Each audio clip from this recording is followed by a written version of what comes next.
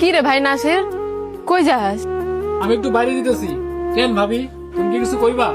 কি রে ভাই, নতুন বিয়ে করছস আর বউডারে একা একা বাপের বাড়ি পাঠাইয়া দিছস, তুই কি যাবি না? দেখো ভাবি, এসব আজারের কথা আমার সাথে কইবা না তো।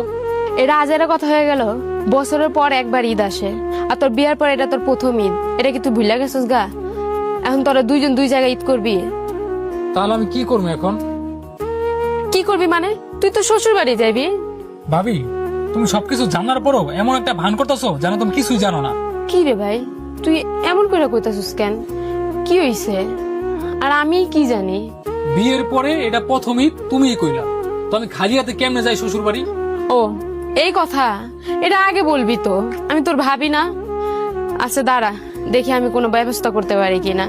তুমি মায়া মানুষে, তুমি কি ব্যবস্থা করবা? আচ্ছা শোন, আমার কাছে কিছু টাকা আছে, এগুলো টাকা আমি তোরে দিমু, এটা নিয়ে তুই তোর শ্বশুর বাড়িতে যাবি। আবার দেখিস তোর বাইরে কিছু কইস না যে আমি তোরে টাকা দিচ্ছি। যা, কই যাইতেছিলি? আচ্ছা ভাবি, যতই দিন যেতেছে আমি ততই অবাক হয়ে যাচ্ছি।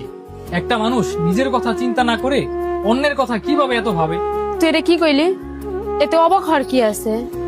তোর আমার পর নাকি? বিয়ের পর মেয়েদের শ্বশুর বাড়ি আপন ঠিকানা হয়, তাহলে তোরা আমার পর হইলি কেমনে? আসলে ভাবি, তুমি অনেক ভালো একটা মানুষ। নিজে না খায়া সবসময় খালি আমাদেরকে নিয়ে ভাবো। তোমার ঋণ আমরা কখনোই শোধ করতে পারবো না। আমার ঋণ শোধ করা লাগবে না, কই যেতেছিলি যা। আর শোন, তাড়াতাড়ি আইবি, আচ্ছা, ঠিক আয়া আছে শ্বশুর ভাবি। বাড়ি যাইবি।